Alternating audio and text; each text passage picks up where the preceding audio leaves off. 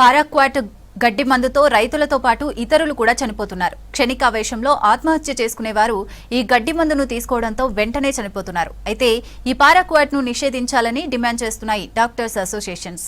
ఈ మందు వాడే సమయంలో రైతులు జాగ్రత్తలు పాటించాలని సూచిస్తున్నారు డాక్టర్లు.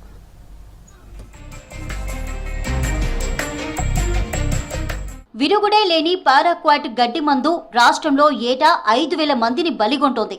అప్పుల బాధతో కొందరు రైతులు, చదువు, ప్రేమ వంటి కారణాలతో స్టూడెంట్స్, యువత క్షణికావేశంలో పారాక్వాట్ తాగి చనిపోతున్నారు. ఈ మందు తాగిన ప్రతి 100 మందిలో 98 మంది ప్రాణాలు గాలిలో కలిసిపోతున్నాయి.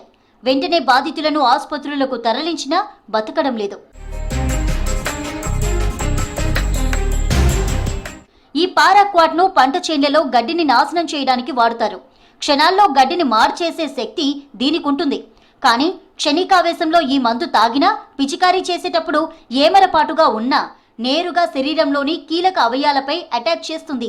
గొంతు, పేగులు కాలిపోతాయి. ముఖ్యంగా లంగ్స్ డ్యామేజ్ అవుతాయి. పల్మనరీ ఫైబ్రోసిస్ తలెత్తి శ్వాస తీసుకోవడం కష్టంగా మారుతుంది. ఆ తర్వాత కిడ్నీలు, లివర్ ఫెయిల్ అవుతాయి. బాధితులు తీవ్రమైన నొప్పితో ఊపిరాడక చనిపోతారని డాక్టర్లు చెబుతున్నారు. ప్రజల ప్రాణాలతో చెలగాటమాడుతూ వ్యవసాయ భూములను నాశనం చేస్తున్న పారాక్వాట్ ను దేశవ్యాప్తంగా బ్యాన్ చేయాలని అటు డాక్టర్ల సంఘాలు, ఇటు రాజకీయ నాయకులు డిమాండ్ చేస్తున్నారు.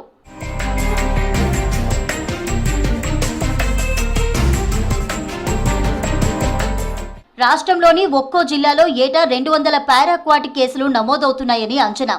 ఏటా రాష్ట్ర వ్యాప్తంగా 5,000 మరణాలు జరుగుతున్నట్లు డాక్టర్ల సంఘాలు నిర్ధారణకు వచ్చాయి.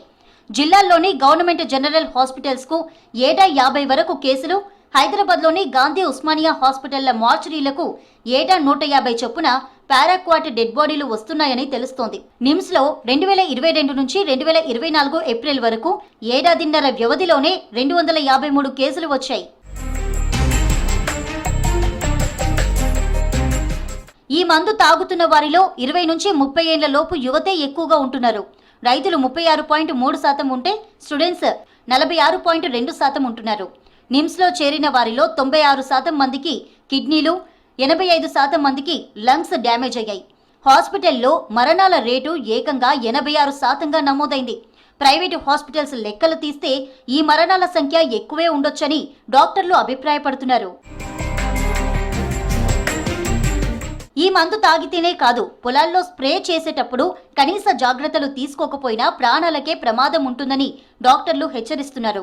రైతులు చేతులకు గ్లౌజులు, ముఖానికి మాస్క్ లేకుండా ఈ మందు కొడితే గాలితో పాటు శ్వాసకోశాల్లోకి వెళ్లి లంగ్స్ వ్యాధులు వస్తాయంటున్నారు.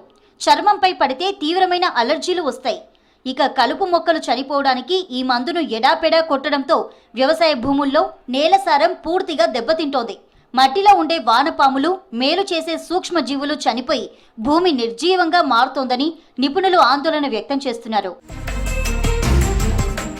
ఈ క్రమంలోనే పారాక్వాట్ ను బ్యాన్ చేయాలని Indian medical council, IMA, Telangana medical council, TGMC, doctors against paraquat poison, DAPP, health care reforms doctors association, HRDA సంఘాలు పెద్ద ఎత్తున ఆందోళన చేస్తున్నాయి. ఈ విరుగుడు లేని విషయాన్ని ఇప్పటికే చాలా దేశాల్లో బ్యాన్ చేశారని, మన దేశంలో కేరళ, పంజాబ్, ఒడిశాలో రద్దు చేశారని యూనియన్లు అంటున్నాయి. త్వరలోనే ఢిల్లీ వెళ్లి పారాక్వాట్ ను దేశవ్యాప్తంగా బ్యాన్ చేయాలని కోరేందుకు డాక్టర్ల యూనియన్లు సిద్ధమవుతున్నాయి. కేంద్ర, రాష్ట్ర ప్రభుత్వాలు దీనిపై వెంటనే నిర్ణయం తీసుకోవాలని డిమాండ్ చేశాయి. ప్రాణాలు తీసే మందును అమెజాన్లో అమ్ముతుండడం దారుణమన్నారు రాష్ట్ర రైతు కమిషన్ చైర్మన్ కోదండరెడ్డి. దీనికి సంబంధించిన పూర్తి డేటాను శాసనసభ స్పీకర్, వ్యవసాయ శాఖ మంత్రికి త్వరలో ఇవ్వబోతున్నామన్నారు. అసెంబ్లీ సమావేశాల్లో దీనిపై ఖచ్చితంగా చర్చిస్తామన్నారు కోదండరెడ్డి.